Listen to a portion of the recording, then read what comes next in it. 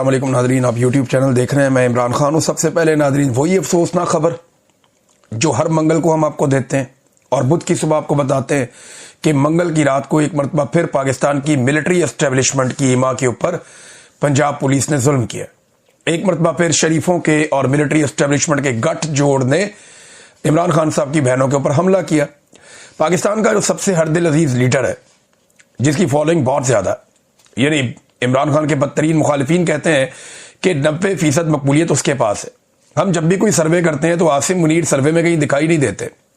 हम जब भी कभी चेक करते हैं तो पाकिस्तान के अंदर कोई पाकिस्तानी, चाहे वो शहबाज शरीफ की शक्ल हो, नवाज शरीफ की शक्ल हो, जरदारी की शक्ल हो या आसिम मुनीर, इन्हें देखना भी नहीं चाहता, इनकी बात भी नहीं सुनना चाहता। और यही वजह है कि ये जब तक मुसल्लत रहेंगे पाकिस्तान नीचे ही जाएगा।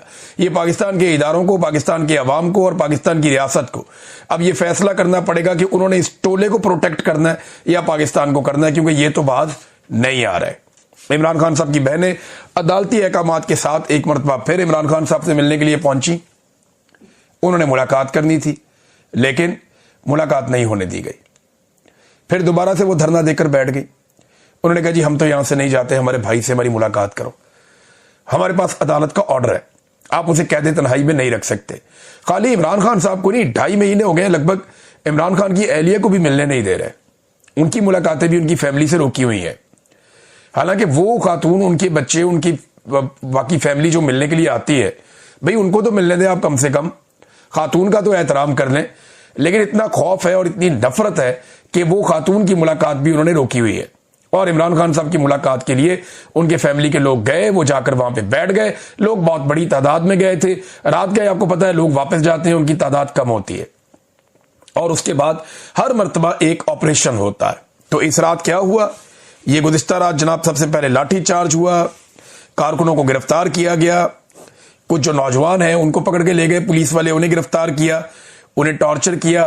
फिर पता चला कि हसनैन रफीक साहब हैं, नया पाकिस्तान के बड़े अच्छे जर्नलिस्ट हैं, और वो आवाज सुनवा रहे हैं जो एस्टेब्लिशमेंट नहीं सुनना चाहती। वो लोगों की वो बात और हकायक बता रहे हैं जो ये हुकूमत और एस्टेब्लिशमेंट पसंद नहीं कर रही। लिहाजा उन्हें गिरफ्तार करने के लिए स्पेशल टास्क मिला हुआ था और बंदे पहुंचे हुए थे लाहौर से कि इसको पकड़ के लाओ। अच्छा, इसके बाद जनाब वाटर कैनन का इस्तेमाल किया गया एक मरतबा फिर निहत्ती खवातीन के ऊपर। अब 70 साल उम्र है खवातीन की, 68, 69, 71, 73, ये उनकी उम्र है। अब इतनी बुजुर्ग खवातीन के ऊपर वाटर कैनन का इस्तेमाल कर रहे हैं, उनके ऊपर ठंडा पानी फेंक रहे हैं, वो भी केमिकल मिला हुआ। बहुत सारे लोगों ने इस बात की शिकायत की कि ये पानी आम पानी, सादा पानी नहीं है। बहरहाल इन्होंने पहले वाटर कैनन का इस्तेमाल किया और उसके बाद इमरान खान साहब की तीनों बहनों को, फैमिली के दीगर लोगों को और चंद जो कारकुनान वहां पर मौजूद थे उन्हें गिरफ्तार कर लिया। नईम हैदर पंजूता साहब थे, मैंने वहां देखा, शाहिद खटक साहब थे, कुछ और पाकिस्तान तहरीक इंसाफ के लोग थे, ये लोग गिरफ्तार हो गए। कुछ खवातीन भी दूसरी गिरफ्तार हो गई और इन्हें गिरफ्तार करके पुलिस गाड़ियों में डालकर ले गई। अलीमा खानम ने एग्जैक्टली वैसे ही यूं करके मुक्का बनाया जैसे इमरान खान ने मुक्का बनाया था। जो करैक्टर इमरान खान ने शो किया वही करैक्टर इमरान खान की बहनें भी शो करती हैं। और इन्हें ले जाके चक्री के पास एक वीरान इलाके में छोड़कर पुलिस फिर भाग गई, जैसे वो हमेशा करते हैं। तो एक मरतबा फिर वही जुल्म, वही जबर। अलीमा खानम ने बाद में बात की और उन्होंने एक बयान जारी किया रिहाई के बाद। उन्होंने कहा जी कि सबको निकलना पड़ेगा, यहां 10,000 आदमी अगले हफ्ते इकट्ठा होना चाहिए कम से कम। उन्होंने कहा आप किसी कॉल का इंतजार ना करें, किसी ऑर्डर का या हुक्म का इंतजार ना करें, आप निकलें। फिर उन्होंने कहा कि लीडरशिप को निकलना चाहिए और अगर लीडरशिप नहीं निकलती तो उनका इंतजार ना करें, आप निकलें इमरान खान के लिए। हम इमरान खान के लिए आते हैं, हम अपने दिल से आते हैं, और जो लोग यहां पे आकर बैठे हैं वो अपने दिल से पूछ कर आते हैं, अपनी मर्जी से आते हैं, वो किसी ऑर्डर के तहत नहीं आते। लिहाजा आप सबको यहां पे आना पड़ेगा। इमरान खान आपकी लड़ाई लड़ रहा है। उन्होंने बार बार कहा और खुद ये भी बताया कि मुझे 5 साल के लिए मुझे अंदर कर दिया जाएगा, लेकिन मुझे इस बात की फिक्र नहीं है। मेरे खिलाफ इन्होंने फैसला लिख रखा है, लेकिन इसके बावजूद हम अपने भाई के लिए आएंगे। उन इमरान खान की बहनों ने अब वो वाटर प्रूफ वो रेनकोट्स पहने हुए थे और इसके बावजूद उन्हें पानी भी मारा गया, उन्हें गिरफ्तार भी किया गया और केमिकल वाला पानी है। उनके साथ बड़ी ज्यादती हुई। अब इसमें अलीमा खानम साहबा के 2 स्टेटमेंट्स और हैं जो मैं आपके सामने रखता हूं, ये इंपॉर्टेंट है। अलीमा खानम साहबा का एक स्टेटमेंट तो ये है कि अगर आप लाहौर का हाल देख लेते, मेन मार्केटें बंद थी, जमान पार्क में लाइटों की जो लाइट्स की तारें हैं वो काट दी गई थी।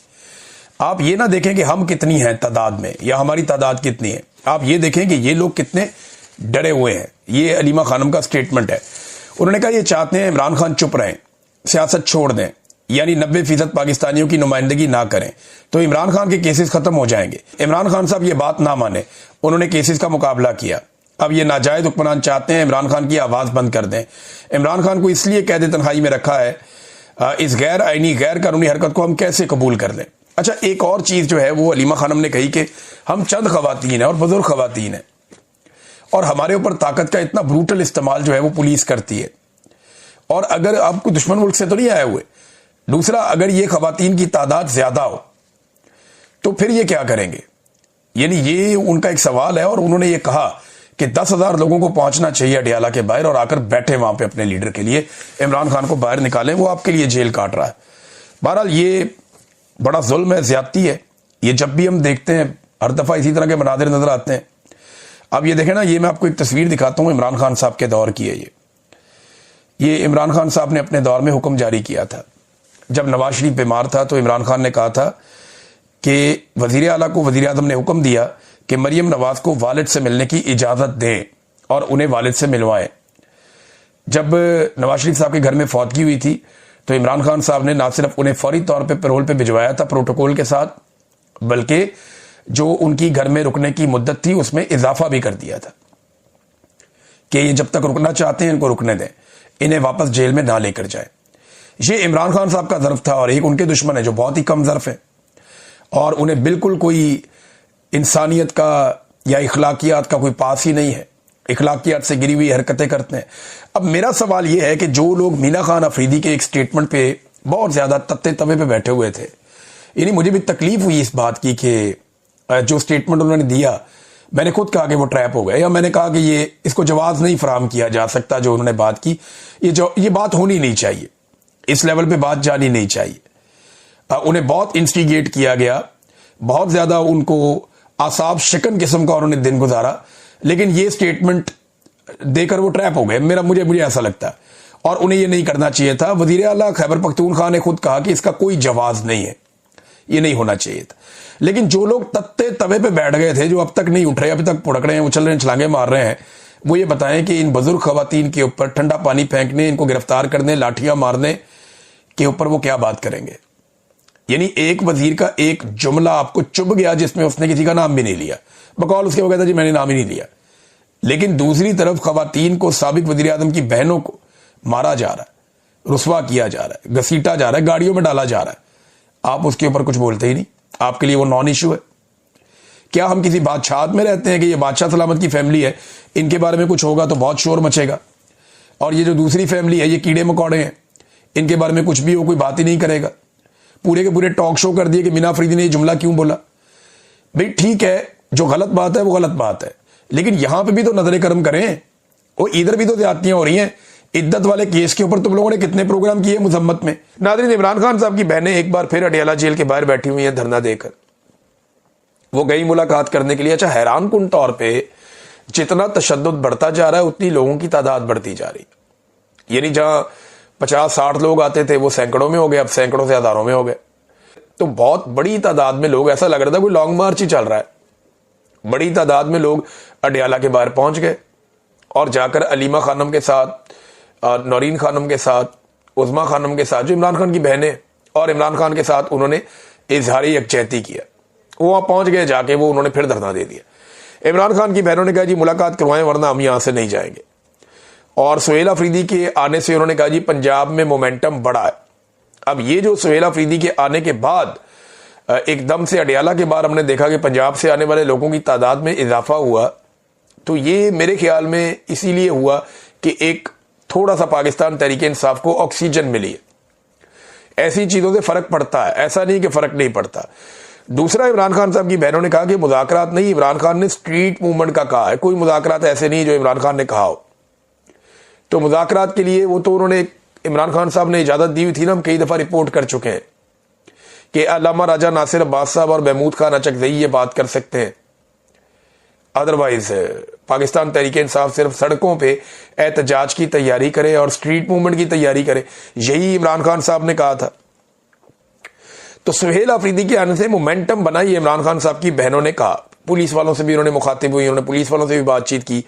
नादरीन, एक तरफ तो ये चल रहा है, दूसरी तरफ बैरिस्टर गौहर ने एक स्टेटमेंट दिया, वो बड़ा कमजोर स्टेटमेंट है, लेकिन वो इस हालत में क्यों पहुंच गए? उन्होंने कहा जी मेरे पास इमरान खान की ऐसी कोई हिदायत नहीं आई कि मुज़ाकरात नहीं करने। उन्होंने सुहेल अफरीदी को स्ट्रीट मूवमेंट चलाने की हिदायत दी है। इनका लाहौर का दौरा भी जाती था, इसमें पार्टी की मुशावरत नहीं थी। फिर उन्होंने कहा जी मैं इमरान खान से मुलाकात की भीख मांगता हूं। ये बात भी बैरिस्टर गौहर ने कही। बैरिस्टर गौहर को यह बात अभी तक उम्मीद है कि शायद इस निज़ाम के अंदर किसी किस्म की कोई इंसानियत जागेगी, कोई अखलाकियात जागेगी और ये इमरान खान साहब से कोई मुलाकात का रास्ता खोलेंगे। ये इमरान खान साहब पे जाली केसेस को खत्म करेंगे और पाकिस्तान में फ्री एंड फेयर इलेक्शन होंगे, उन्हें ये लगता है। लेकिन बैरिस्टर गौहर साहब ये ऐसा होगा नहीं। अब इमरान खान साहब पे तनकीद करते हैं कि इमरान खान ने अपने दौर में क्या किया। मैं आपको सुनाता हूं क्या किया। ये ग्रॉक से पूछा, आर्टिफिशियल इंटेलिजेंस से, कि इमरान खान के दौर पे कुछ मंसूबे तो बताओ। अब वो क्या बता रहा है? उन्होंने कहा जी कि उसने 20 मंसूबे बताए। 20 पूछे थे, 20 ही बताए। उसने कहा जी नंबर 1 एहसास प्रोग्राम गुर्बत मिटाओ। नंबर 2 10 बिलियन ट्री सुनामी का प्रोग्राम था, बहुत बड़ा प्रोजेक्ट था। नंबर 3 नया पाकिस्तान हाउसिंग स्कीम थी, बहुत बड़ा प्रोजेक्ट था। नंबर 4 सेहत कार्ड था, पाकिस्तानी आज भी याद करते हैं। नंबर 5 कामयाब जवान प्रोग्राम था, बहुत नौजवानों को मौके मिले। नंबर 6 दियामर भाषा डैम, इमरान खान साहब। मोहम्मद डैम, इमरान खान साहब। करतारपुर राहदारी, इमरान खान साहब। क्लीन ग्रीन पाकिस्तान, इमरान खान साहब। रोशन डिजिटल अकाउंट, अरबों डॉलर, इमरान खान साहब। रास्त पेमेंट सिस्टम, इमरान खान साहब। एहसास कफालत प्रोग्राम, इमरान खान साहब। पनागाहें, इमरान खान साहब। लंगर खाने, इमरान खान साहब। किसान कार्ड, इमरान खान साहब। एहसास स्कॉलरशिप्स, इमरान खान साहब। प्लांट फॉर पाकिस्तान, इमरान खान साहब। प्रोटेक्टेड एरियाज इनिशिएटिव, ये इमरान खान साहब का इनिशिएटिव है, इन एरियाज को प्रोटेक्ट किया जाए, तो ये भी उनका है। कोविड-19 स्मार्ट लॉकडाउन, एक जबरदस्त मंसूबा जिसको पूरी दुनिया ने सराहा। कौन था? इमरान खान साहब। असासा रिकवरी यूनिट, शहजाद अकबर साहब ने बहुत पैसा इन्होंने दुनिया से इकट्ठा किया जो पाकिस्तान का लूटा हुआ था। कौन था? इमरान खान साहब। आलमी सतह पर अफगान अमन अमल में इमरान खान ने बहुत बड़ा किरदार अदा किया। रेकोडिक केस के अंदर पाकिस्तान के 11 अरब डॉलर इन्होंने बचाए। इस्लामोफोबिया पर अक़वाम मुत्तहिदा में करारदाद पास करवाई। कर्ज माफी की वकालत की। रूस के साथ ताल्लुकात बेहतर किए। कोई नई कोयला प्लांट्स ना बनाने का इन्होंने ऐलान किया कि कोयले के साथ हम कोई बिजली नहीं बनाएंगे, इससे पोल्यूशन होती है। और बहुत सारी चीजें, बेशुमार चीजें जो इमरान खान साहब ने की हैं। तो ये जो लोग कहते रहे इमरान खान ने कोई काम नहीं किया, तो ये चंद काम है इमरान खान साहब के। और जितने काम इमरान खान साहब ने किए ना 3 साल में, अब उतने ही साल इनको भी हो गया आए हुए, लगभग 4 साल इनको होने वाले हैं आए हुए। तो इमरान खान से ज्यादा टाइम इन्होंने गुजार दिया है। शहबाज शरीफ को भी साथ मिला लें, जरदारी को भी साथ मिला लें, सारी रवायती सियासी जमातें जो इक्तदार के अंदर हैं उन सबको साथ मिला लें, ये सब रल के इमरान खान का 10वां हिस्सा भी काम नहीं कर सके। मईशत को वो आदमी इतना ऊपर लेकर चला गया था कि आपकी माशी ग्रोथ 6% के करीब पहुंच गई थी और वो वहां सस्टेन कर रही थी। जबकि इन्होंने क्या किया? इन्होंने हर चीज का बेड़ा गर्क कर दिया आने के बाद, और सत्यानाश अभी तक पाकिस्तान में उन तमाम चीजों का जारी है। अब मरियम नवाज ने कहा जी पंजाब में बसंत मनानी है, तो मना लें बसंत। इनको बसंत पे पाबंदी लगानी पड़ जाएगी।